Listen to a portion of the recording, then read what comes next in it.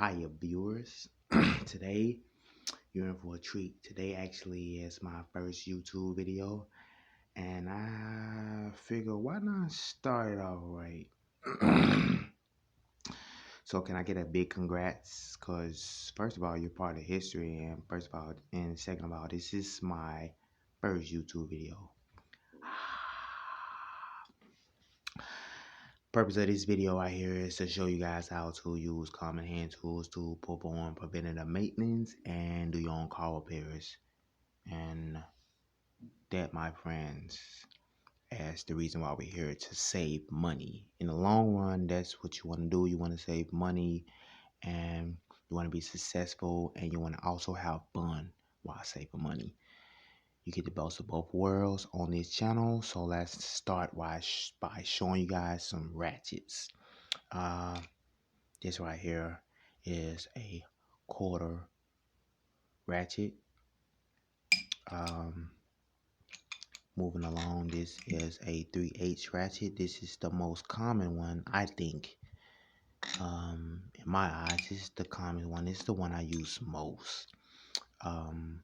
This is the 1/2 inch. This is the big mama, the big daddy, the daddy shark, whatever you want to call it.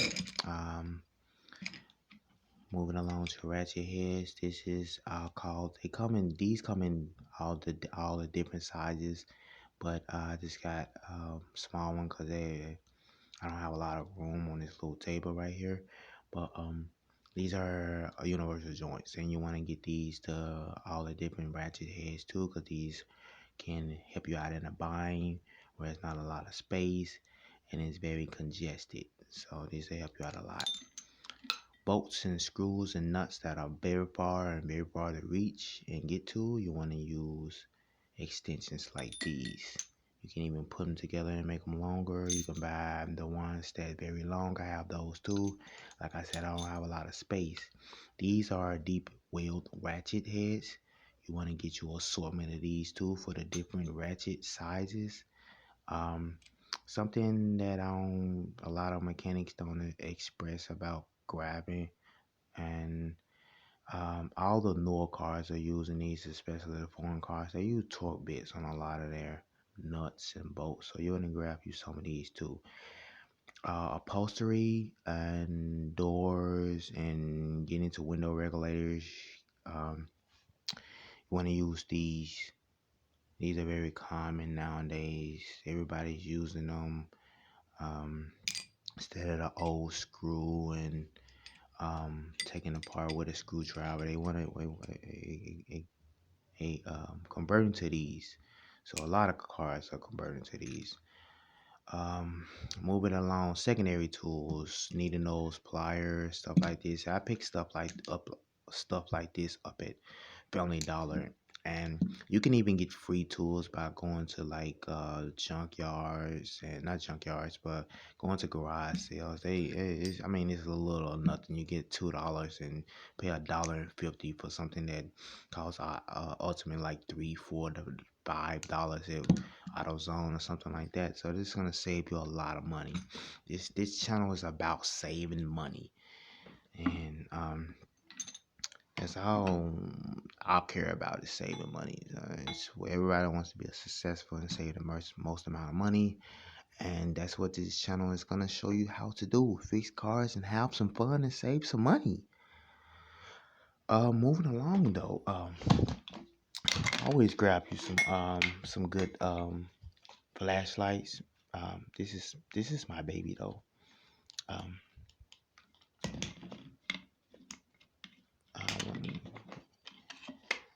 This bad boy right here. It's very bright and it's LED, so that's why I like it the most. It's a typical snap-on flashlight. I think it's LED too, but who knows? Very bright. See that? Very bright. And you need stuff like this so you can become successful, because you are always working in somewhere dark, and it's always hard to see, and you might be working after hours at night or what have you, and stuff like this comes in handy, obviously. Excuse me. Um, moving along. Sorry, I call this right here. This is called a breaker bar. This is a um half-inch one. They got the quarter-inch one. They even have 3/8 ones. Um, very helpful. I call this the hand of God. This can be used to take some of those very rusted, very seized or what have you, stuck bolts off. Breaking those bolts can sometimes be very hard. So invest in a pipe to also put on there. So you put that pipe on there and you get some leverage. So um moving along, hammers. They have different types of hammers. This is actually a aluminum hammer right here.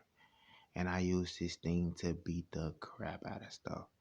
I mean, I literally beat water pump pulleys off. I'm not gonna use them no more. I beat suspension components, calipers, rotors, what have you. This hammer has been through some hell, and it used to protrude all the way out here, but I have used it so much, and now it's this size. So I use this hammer a lot. Moving along, this hammer, this is a typical house hammer, but you're gonna need these.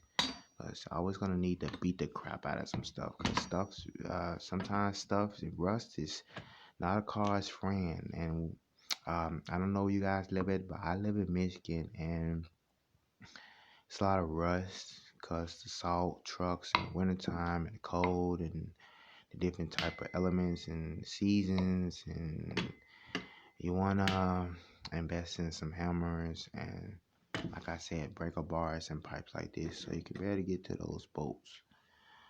Moving along, wrenches. Wrenches, different types of wrenches. This is a ratcheting wrench. You can buy them in different sizes, but I'm just here to show you different ratchets. And it has a flex head on it too. I love this baby. Um, nice tool. I don't typically have a certain type of tool, like a certain brand of tool. I just because I get my tools from everywhere. Like this is a Napa tool, and this is a different type of wrench. It's called a flare nut wrench, and you're gonna need these too. These are for brake lines and power steering lines and those pesky fuel lines and stuff like that. Um, you're gonna need these so you don't strip the bolts head that by trying to use something like this, which is gonna definitely strip the bolt head if you try to use this on a brake line or a line that requires you to use a flare nut wrench. And that's what this is called. This is called a flare nut wrench. Very nice tool. Moving along, this is a tie rod. You really not gonna need stuff like this, but I recommend investing in one. This saves the tie rod and saves you some money from wrecking the boot and having to replace it in the long run. So you want to invest in one of these tie rod removers. They come with these different, and this actually screws off. But as you can see, it screws off. Anybody, it come with these different heads on it too, so you get your definite bang for your buck. Moving along, I'm gonna invest in some wire brushes. It actually came in a pack of 4, but I don't have one here. Invest in some hole punchers. This can be used to get stuck bolts out. Bolts that don't want to necessarily come out with just a little bit of tapping on it, you'll get that bolt right on out. This can be used for all different type of assortment of stuff. So you want to invest in a hole puncher. Moving along, um, any type of mechanic, any type of car repair, I say mechanic, any type of car repair, you want to make sure you always being correct and precise and doing it professionally. And even if you don't have the tools at your disposal, some of these tools can be used to help you do the job way more simpler and find the problem way more easier than just trying to do some troubleshooting with just your eyes or visual inspection. Sometimes a car can tell you a lot of stuff. With that being said, this OBD2 and CAN code reader, which is a cheaper version, this only cost me like what, $25 to $30, and it basically would display the code right across the display right there, and you can know the code, and you look up the code and you find out what's wrong with your car. It actually, I think it clears codes too, but I don't know. I barely use this one. This is actually the more expensive one right here that I use, and this has the ABS maintenance, and you can troubleshoot battery. I mean, you can read battery, alternator, and fuel, and throttle body's position, and all type of stuff you can do. This is a very cool item right here. And moving along, this is another secondary tool I think you should buy. I really got this out so I can show you guys.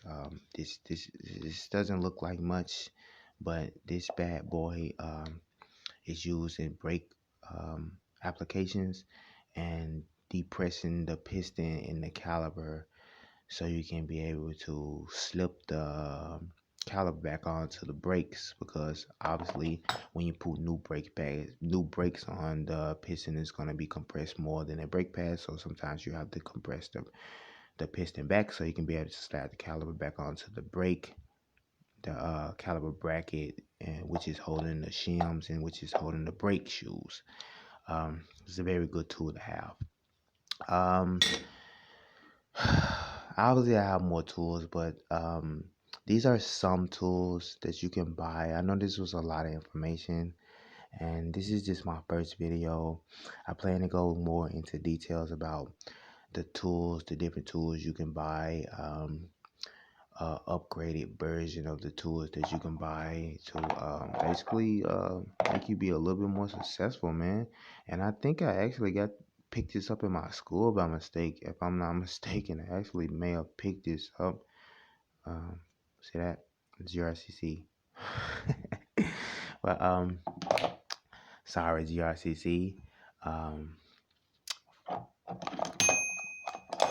I didn't mean all that, but yeah, these are common hand tools that you guys can use. And also, one thing that I keep, which you guys probably don't need, because obviously you have me, but you have a Kyle Pair book, and man, and it's nothing wrong with going back and picking up your book or something like that, and you have this stuff at your disposal in case you get stuck on something. You always want to have some type of manual, but you don't really need that because you have me, and I'll show you how to do everything distinctively and precise. That's, like I said, that is the reason why we're here. We want to save you some money and want to do stuff effectively, and I want to save you, also help you save some money. And that's Michael, the car guy, aka Michael the mechanic, aka the Michael, the broken ratchet head, signing out, and see you guys again. Hopefully you guys go out and find some of this stuff, so you can do your own repairs, so you can be successful. Let's fix some shit. Have a blessed day. Guys, take care. Remember, stay dirty.